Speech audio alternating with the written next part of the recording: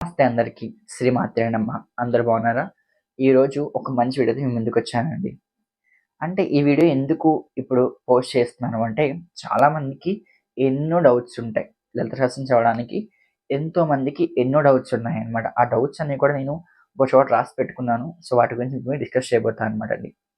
అంటే నేను మా ఛానెల్‌లో లలిత సీరీస్ చేస్తూ వచ్చినాను. చాలా చాలా వీడియోస్ మనం చేసుకుంటూ వచ్చాము. చాలా మంది చూస్తున్నారు కూడా. కొంతమంది డౌట్స్ అడుగుతూ వచ్చారనమాట. సో, అవన్నీ కూడా మీకు ఇక్కడ డౌట్స్ రాశాననమాట. సో, ఆ డౌట్స్ ఏంటి అవన్నీ కూడా మీకు ఈ వీడియోలో క్లారిఫై చేయబోతున్నాను అనమాట అండి. ఫస్ట్ వచ్చే డౌట్ ఏంటంటే, లలితా సహస్రనామాలు అందరూ చదివేస్తున్నారేంటి? అందరూ దానికి ఫస్ట్ డౌట్ అది. సెకండ్ డౌట్ ఏంటంటే, గురూపదేశం తీసుకోకుండా లలిత సహస్రం చదవకూడదు. థర్డ్ డౌట్ ఏంటంటే, అసలు లలిత అమ్మవారి ఫోటోయే ఇంట్లో ఉండకూడదు. ఇవన్నీ కూడా మిత్స్ అనమాట. ఎట్లా ఉంటుందంటే, ఇదివరకంటే నిజానికి చెప్పాలంటే నవరాత్రులు అంటే అందరూ కూడా చేసే నవరాత్రులు ఏంటంటే శరన్నవరాత్రులు. దసరా పండగ చేసుకుంటూ వస్తారు. అండ్ ఆ దసరా పండగలో కూడా 9 రోజులు, 10 రోజులు పూజ చేసే ఒక వ్యవహారం అన్ని ఇళ్లలో ఉండేది కాదండి. కొన్ని ఇళ్లల్లో మాత్రమే 10 రోజులు అమ్మవారికి పూజ చేసుకుంటూ వచ్చేవారు. మెయిన్‌గా ఇళ్లల్లో కన్నా ఎక్కువ దేవాలయాల్లో జరుపుకుంటూ వచ్చేవారనమాట. ఇప్పుడు పోను పోను ఏమైంది అంటే అందరిళ్ళలో లలిత అమ్మవారిని పెట్టుకుంటున్నారు. లలిత అమ్మవారనే కాదు అసలు అన్ని పూజలు జరుపుకుంటూ వస్తున్నారనమాట. సో, అయంటే మన సోషల్ మీడియాకి మనం గ్రేట్‌ఫుల్‌గా ఫీల్ అవ్వచ్చు దీని గురించి. అండ్ ఆల్సో ఇలాంటివి మొన్న మనం లలిత నవరాత్రులు చేసుకుంటూ వచ్చాం. దానికి ఒక వీడియో మీకు పోస్ట్ చేశాను. ఆ ముందు శ్యామల నవరాత్రులు చేసుకున్నాం. అది మీకు పోస్ట్ చేశాను. ఇప్పుడు వారాహి నవరాత్రులు వస్తున్నాయి. అది కూడా మీకు చెప్తాను ఎలా చేసుకోవాలనేది. సో, ఇలా మనకి నవరాత్రులు వస్తున్నాయి. నవరాత్రుల కన్నా ముందు అవి వచ్చే కన్నా ముందు మన బుర్రలో అమ్మవారిని పూజించాలి అనే దానికన్నా బుర్రలో అనుమానాలు ఎక్కువ వస్తూ ఉంటాయన్నమాట. సో, ఆ అనుమానాలన్నీ కూడా నేను నాకొచ్చిన డౌట్స్ అంటే నాకు పర్సనల్‌గా అనిపించిన డౌట్స్, కొంతమంది అడిగిన డౌట్స్ ఇవన్నీ కూడా నేను ఒక చోట రాసి పెట్టుకున్నాను. ఆ డౌట్స్ అన్ని మీకు ఇప్పుడు క్లారిఫై చేయబోతున్నాను అనమాట అండి. లలితా సహస్రనామం అందరూ చదవచ్చా? ఫస్ట్ డౌట్ కదా! అందరూ చదవచ్చు లలితా సహస్రనామం. ఎందుకంటే లలిత సహస్రనామం చివర్లోనే మనకుంటుంది. మనకేమైనా గురువు లేకపోతే అమ్మవారిని గురుమల స్వరూపిణిగా భావించుకొని లలిత నేర్చుకోవచ్చు. తప్పులొస్తాయి. ఇనీషియల్‌గా స్టార్టింగ్‌లో తప్పులొస్తాయి. తప్పులు రాకుండా మెల్లమెల్లగా అంటే మన చిన్నప్పుడే మనకి అన్ని మాటలు అన్నీ స్పష్టంగా వచ్చేది కదండీ! అత్త అనడం ఫస్ట్ మనం అందరం అత్త అంటాం. తాత అంటాం. నేర్చుకుంటూ వస్తాం. సో, అలాంటి మాటల నుంచి మనం స్పష్టంగా పద్యాలు, వాక్యాలు సంభాషణ చేసుకుంటూ వస్తున్నాం కదా! సో, అదే విధంగా లలిత సహస్రం చదివినప్పుడు కూడా తప్పులొస్తూ ఉంటాయి. చిన్న పెద్ద తప్పులొస్తూ ఉంటాయి. పెద్ద పెద్ద తప్పులు కూడా రావచ్చు. అంటే ఇనీషియల్‌గా మనం ఏం తప్పు చేస్తున్నా నేర్చుకున్నప్పుడు ఇన్ని తప్పులు చేస్తూ ఉంటాం కదండీ! No problem. ఎవరైనా కూడా చదవచ్చు. ఒక డౌట్ క్లియర్ అయిపోయింది. సెకండ్ గురూపదేశం కావాలా? లలిత సహస్రం చదవడానికి గురూపదేశం కావాలా? అందరూ అనుకుంటుంటారు. దీనికైతే నేను 2 విషయాలుగా మాట్లాడొచ్చనమాట. ఎందుకంటే ఇది నేను చాలా మందిని అడిగాను.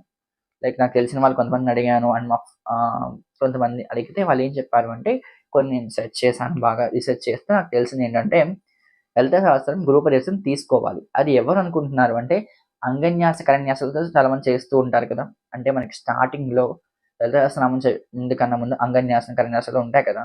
వాటితో చేసేవాళ్ళు అంటే వాటిని అనుసరించి మొత్తం లలిత శాస్త్రంతో అవన్నీ చేసేవాళ్ళు ఖచ్చితంగా గురుపదేశం తీసుకోవాలి. అంగన్యాస, కరన్యాసాలు చేసేవాళ్ళు. కానీ నిత్యపారాయణం అంటే అంగన్యాస, కన్యాసం లేకుండా మనం మామూలుగా ధ్యాన శ్లోకం తర్వాత అమ్మవారి పారాయణం చేసే వాళ్ళకి గురూపదేశం అవసరం లేదండి. సో, ఇదొక మంచి విషయం మీకు చెప్పడానికుంటున్నాను. అండ్ ఇంకొకటేంటంటే లలిత అమ్మవారి ఫోటో ఇంట్లో పెట్టుకోవచ్చా? అని డౌట్స్ కూడా చాలా మంది అడుగుతున్నారు.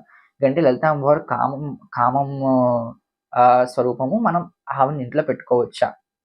అందరూ చెప్తూ ఉన్నారు. లలిత సహస్రం పుస్తకం కూడా మన ఇంట్లో పెట్టుకోకూడదని చాలామంది ఇవన్నీ కూడా పుకార్లనమాట అండి. సో, ఇవన్నీ కూడా వస్తున్నాయి.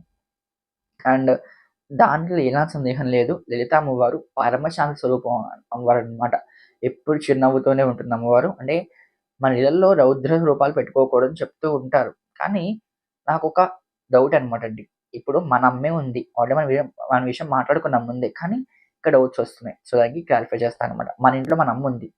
మన అమ్మ మనం సపోజ్ నేను తప్పు చేశామనుకోండి, రౌద్రంగా మారుతుంది. అంటే కొంచెం కోపంగా మారుతుంది. తర్వాత శాంతంగా అయిపోతుంది. మనం మనం ఎలా ఉంటామో ఆ విధంగానే అమ్మవారు ఉంటుందనమాట అండి. అంటే మన గురించే ఆవిడ ఆ ఒక అవతారం తీసుకుంది. ఇప్పుడు వారాహి అవతారం ఎందుకు తీసుకుంది అంటే, మన గురించే తీసుకుంది ఆమె. అండ్ కాళీ అవతారం ఎందుకు తీసుకుంది? మన గురించే తీసుకుంది. ఆవిడ స్వతహాగా ఆవిడ స్వరూపం అమ్మతనం. అంటే లలిత అమ్మవారు అంటే ఎలా ఉంటుందంటే, ఒక అమ్మ ప్రేమ, మాతృత్వం అంతా కూడా ఒక రాశిగా పోసేస్తే ఎలా ఉంటుందో అలా ఉంటుందనమాట మనకి లలిత అమ్మవారి యొక్క ప్రేమనేది. మనకి లలిత సహస్రనామాల్లో ఉంటుంది గదా! అవ్యాజ కరుణామూర్తి అని చెప్తూ ఉంటాం. అలాంటి అమ్మవారిని ఇంట్లో పెట్టుకోవడానికి నష్టం ఏంటండి? ఎవరైనా ఇంట్లో పెట్టుకోవచ్చు. ఒక డౌట్ క్లారిఫై అయిపోయింది. 3 డౌట్లు మీకు క్లారిఫై చేశాను. లలిత సహస్రం ఎవరైనా చదవచ్చు. ఇలా ఎన్నో డౌట్స్ వస్తున్నాయి. అండ్ నవరాత్రుల గురించి మనం మాట్లాడుకుంటే లలిత నవరాత్రులు, శమల నవరాత్రులు, పరహి నవరాత్రులు ఇవన్నీ అందరూ చేస్తున్నారు ఏంటి? ఇవన్నీ గుప్త నవరాత్రులు కదా! ఇళ్లల్లో చేసుకోవాలి అందరూ చెప్తూ ఉంటున్నారు కదా! సో, ఈ నవరాత్రులన్నీ కూడా ఇదివరకు మన పెద్దవాళ్ళు అంటే మన నానమ్మలు, అమ్మమ్మలు వాళ్ళ టైంలో ఎక్కువ ఉండేవి కాదు. ఎందుకంటే అప్పుడంత అవేర్‌నెస్ లేదండి. ఇప్పుడు జనరల్‌గా ఆ వ్యవహారాలు వేరుగా ఉండేవి. అంటే కొన్ని ఇళ్లల్లో మాత్రమే. కొంచెం బ్రాహ్మణ ఇళ్లల్లో వైశ్యాస్ ఈ ఇళ్లల్లో ఎక్కువ పూజలు చేసుకుంటూ వస్తూ ఉండేవారు. ఇతర వర్ణాల వాళ్ళకి పూజల కన్నా కూడా వీళ్ళకి సహకారం చేయడం ఎక్కువ ఉండేదనమాట. అంటే బ్రాహ్మణులు సపోజ్ ఇంట్లో పూజ చేసుకుంటున్నారంటే కొబ్బరికాయలు తీయడానికి ఆహ్, ఇంకొకళ్ళు వస్తూ ఉండేవారు. అండ్ పాశలు చేయడానికి ఒకళ్ళొస్తూ ఉండేవారు. అండ్ ఆ ప్రసాదాలు తయారు చేయడానికి ఒకళ్ళొస్తూ ఉండేవారు. ఇలా అన్నమాట. అంటే ఆళ్ళు చేసే పూజకి సహకారం కింద వెనకాల వస్తున్నారు. పూలు తెస్తే పూల మాలలు కట్టడానికి ఒకళ్ళొస్తూ ఉండేవారు. ఇలా అన్నమాట. ఇతర వర్ణాలన్నీ కూడా వీళ్ళకి సహాయకరంగా ఉపయోగపడుతూ ఉండేవారన్నమాట. అంటే ఈ పూజలో వాళ్ళకి కూడా ఫలితం వస్తూ ఉండేది. ఇప్పుడు ఎలా అయిపోయిందంటే అందరూ చక్కగా చేసుకుంటున్నారు. చాలా మంచి విషయం అది. ప్రతి ఒక్కళ్ళ ఇంట్లో దీపాలు పెట్టుకోకుండా ఉన్న ఇళ్ళల నుంచి ప్రతి ఒక్కళ్ళు నిత్య దీపారాధన చేసుకొని, ఇంటి పూజ చేసుకునే విధానం అందరూ వస్తూ ఉన్నారన్నమాట. సో, ఇలా అండి. ఇవన్నీ ఇలాంటి డౌట్స్ అన్నీ ఎందుకొస్తాయి? ఫస్ట్ మనం అమ్మవారి దగ్గరవుతున్నాము అన్నప్పుడు ఇలాంటి డౌట్స్ అందరికి వస్తూ ఉంటేనే జనరల్‌గా ప్రపంచంలో ఇలా మంచి చేద్దామని వెళ్తేనే మనకిలాంటి వెనకాల లాగేవాళ్ళు చాలా మందుంటారు. సో, ఇవన్నీ పట్టించుకోకుండా చక్కగా మనం లలిత అమ్మవారిని పూజ చేసుకోవచ్చు. అండ్ ఇంకొక విషయం ఏంటంటే, పౌర్ణమి రోజు లలిత అమ్మవారి పూజ చేయడం చాలా మంచిదండి. పౌర్ణమి రోజండి నాకు తెలిసిన మా అంకుల్ ఆహ్, ఆయనెప్పుడు పౌర్ణమికి అమ్మవారి పూజ చేస్తూ ఉండేవారనమాట. ఆ పౌర్ణమి పూజ చేస్తూ ఉంటే కొన్ని పౌర్ణమికి నేను వెళ్తూ ఉండే వాళ్ళ పూజకి వెళ్తూ ఉండేవాడిని. చూస్తూ ఉండేవాడిని. నాకలా అనిపిస్తుండేది మేము కూడా పౌర్ణమికి అమ్మవారి పూజ చేసుకోవాలి. అమ్మవారిని అలా ఆహ్, ఎక్కువ పూజ చేస్తుండాలి. నాకలా అనిపిస్తూ ఉండేది. సో, పౌర్ణమి రోజు ఎవరైతే కనుక పౌర్ణమి రోజు లలిత అమ్మవారి పూజ చేస్తూ ఉంటారో వాళ్ళకి చాలా మంచి జరుగుతుందనమాటండి. అంటే ఏం చేయాలంటే పౌర్ణమి రోజు మనం లలిత అమ్మవారు సహస్రనామం ఉంటుంది కదా! ఆ సహస్రనామాన్ని కనీసం చంద్రుడి ముందు మనకి పౌర్ణమి చంద్రుడి ముందు కూర్చొని చంద్రుడి కిరణాలు మన మీద పడుతున్నప్పుడు అలా కూర్చొని యాక్చువల్‌గా 9 సార్లు గనుక చదివితే లలిత సహస్రం అంతా కూడా పౌర్ణమి ముందు చంద్రుడి ముందు కూర్చొని 9 సార్లు లలిత చదివితే వాళ్ళకి ఎలాంటి కష్టమైనా పోతుంది. ఇలాంటి బాధలన్నీ తొలగిపోతాయి. ఏ పరీక్షకైనా ఏ ఒక సమస్యకైనా పరిష్కారం లభిస్తూ ఉంటుందన్నమాట.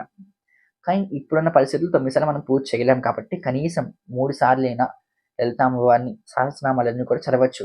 3 సార్లు కూడా అవ్వలేదంటే కనీసం ఒక్కసారైనా కూడా ఆ ఒక పౌర్ణమి చంద్రుడి ముందుకొచ్చి లలిత సహస్రం చదివితే అమ్మవారి యొక్క ఒక షోడశ కళా పరిపూర్ణ అంటే ఆ 16 కళలన్నీ కూడా చంద్రుడిలో ఉంటాయని చెప్తూ ఉంటాం. ఆ చంద్రకళలో ఉన్న అమ్మవారు ఒక బింబాన్ని మనం కనుక మనం ఊహించుకొని ఆ ఒక చంద్రబింబాన్ని చూస్తూ లలిత సహస్రం చదివితే అద్భుతంగా ఉంటుందన్నమాటండి. అంటే మనం లలిత చదివితే. సో, ఈ విధంగా కనుక ఎవ్వరైనా కూడా లలిత సహస్రం చదువుకోవచ్చండి. పౌర్ణమి కూడా చాలా చదువుకోవచ్చు. చాలా మంచి జరుగుతుంది. పాయసాన్ని నైవేద్యం పెట్టవచ్చు అమ్మవారికి. సో, ఈ విధంగా మీ డౌట్స్ అన్ని కూడా క్లియర్ చేశాను అనుకుంటున్నాను. లలిత అమ్మవారి గురించి, లలిత అమ్మవారి పూజ గురించి, పూజ విధానం గురించి ఇలా ఎన్నో డౌట్స్ వస్తున్నాయి కదండీ! ఫస్ట్ డౌట్స్ కన్నా కూడా ఇప్పటికి చాలా మంది అడిగే సిల్లీ క్వెషన్ ఏంటో తెలుసా? దీపారాధనలో ఎన్ని ఒత్తులు వేయాలి?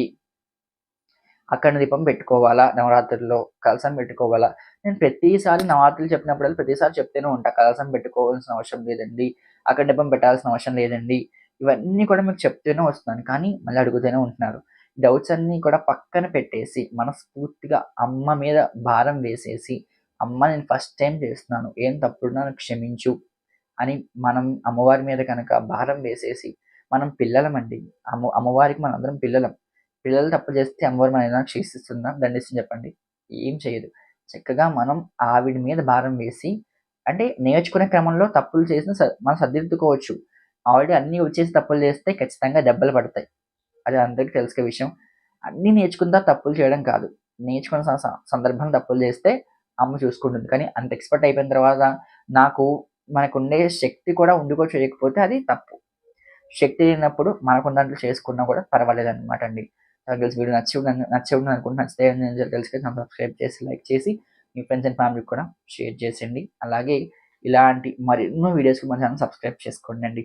సో నెక్స్ట్ వీడియోలో మనం లలిత అమ్మవారి యొక్క 25 నామాలు మనం మాట్లాడుకోబోతున్నాం అనమాట. అంటే లలిత సహస్రానికి సమానమైన నామాలు 25 నామాలు మనం అమ్మవారి గురించి తెలుసుకోబోతామండి. సో ఆ నామాలు తెలుసుకునే ముందు మన ఛానల్ సబ్స్క్రైబ్ చేసుకోండి. శ్రీమాత్రే నమః. జై శ్రీరామ్. అందరూ బాగుండాలి, అందులో మనం కూడా ఉండాలి. జై శ్రీరామ్.